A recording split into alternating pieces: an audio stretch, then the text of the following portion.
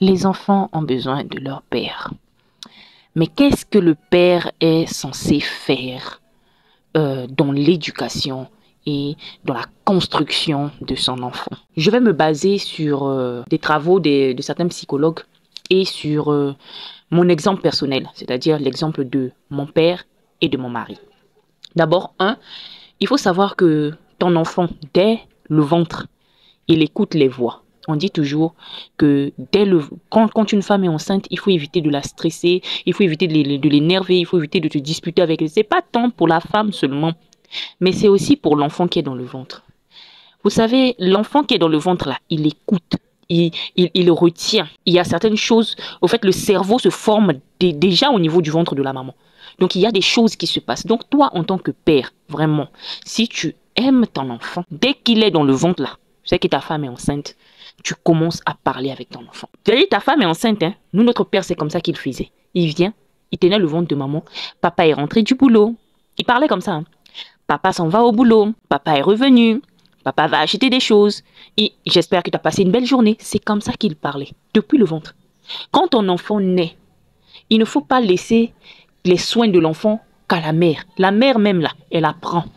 Là, je prends l'exemple de mon mari. On a mis au monde notre premier enfant, mais je vous dis, le gars, il n'a pas laissé les soins de l'enfant qu'à moi seul. De la même manière que moi, je voulais apprendre à laver l'enfant, à masser l'enfant, comme on le fait chez nous, lui aussi, il a appris. Et quand il a appris, il a commencé à appliquer. Donc, messieurs, déjà, nous avons le lien de la mère à l'enfant. Déjà, nous avons le lien qui nous lie à travers l'allaitement. Vous pouvez aussi agir.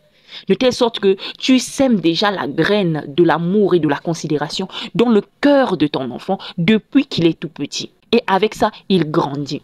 Moi, je vous dis, mes garçons, je peux compter le nombre de fois que je les ai lavés. C'est mon mari qui le fait tout le temps. C'est mon mari qui le fait. Il purge les enfants, il masse les enfants. Il a appris ça. On a appris ensemble. Il a appris parce qu'il s'est intéressé à son enfant. Donc, depuis que l'enfant est bébé, tout bébé, ce que vous pouvez faire, vous pouvez apprendre à le laver. Donnez le bain à votre enfant. Massez votre enfant. Apprenez à bercer votre enfant pour qu'il dorme. Faites le biberon. Ça s'apprend, les papas. Ça. L'enfant, il voit. Il sait que quand je vois telle personne-là, c'est que je vais bientôt manger. Quand je suis sale, c'est telle personne qui me lave. Quand je suis angoissée, c'est telle personne qui me porte. L'enfant voit. Il voit, il écoute, il sent. Même s'il ne peut pas vous parler, il sent déjà les émotions. Donc, c'est ça qui fera que tes enfants seront beaucoup attachés à toi. On écoute beaucoup de pères ici qui disent, oui, les mamans, elles montent les enfants contre nous. Non, c'est vous qui avez sémé la graine du mépris dans le cœur de vos enfants depuis le berceau, je suis désolée. Ils sont rares, les papas qui se réveillent au milieu de la nuit pour bercer l'enfant. Lorsque l'enfant fait ses 3 premiers mois où il n'arrive pas à dormir, lorsque l'enfant ne fait pas encore ses nuits. Rare. Moi, mon mari le fait, mon papa aussi le faisait. Mais quand je cause avec des copines, mais vraiment, il n'y en a pas. Il n'y en a pas. Beaucoup de femmes se plaignent de ça. Lorsqu'elles sont en période de postpartum, le gars les abandonne avec l'enfant. Mais lorsque le gars abandonne avec l'enfant comme ça, la mère traverse cette étape seule avec son bébé pendant que toi tu dors. Mais tu sèmes déjà la graine du mépris dans le cœur de ton enfant. Ça commence là, dès le berceau. Au fur et à mesure que ton enfant grandit, il faut t'impliquer dans l'éducation, dans son bien-être. Quand l'enfant commence à faire ses premiers pas, tu peux tenir l'enfant à la main. Tu apprends à lui faire les pas. C'est ce genre de choses. L'enfant, il te voit, il te sent, il sait que c'est papa qui est là. Lorsque l'enfant grandit, arrivé à un certain âge où il doit aller à l'école, apprends-le à lasser ses chaussures. Apprends-le à ranger son sac. Fais ses activités avec lui. Ça, ce n'est pas des choses que la femme seulement peut faire. La différence entre vous et les femmes, c'est que nous, on peut porter la grossesse, on peut allaiter. C'est la seule différence. Sinon, le reste, là, vous pouvez le faire.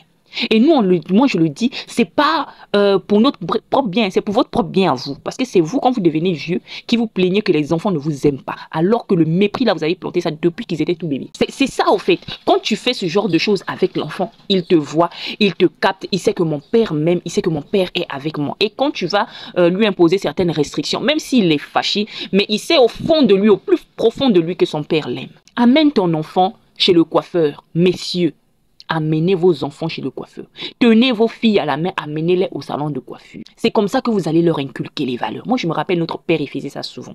Souvent, il choisissait des week-ends. Il pouvait prendre ce week-end-là. Bon, moi, je prends Mélissa. Il va avec moi. On m'amène dans un salon, il me coiffe. Il m'amène dans une boutique d'habillement, on m'habille et on va dans un grand resto. Ou bien, lorsqu'il a ses dîners d'affaires, il me tient à la main. On va dans ses dîners d'affaires. Pendant que ses amis amenaient leurs copines, leurs tisa, mon père m'amenait. Et je voyais comment ça se passe. Je voyais les choses. Et puis, il ne me cachait rien. Il me montrait comment est-ce que la vie est. Il me montrait comment est-ce que les filles vendaient leur corps moins cher.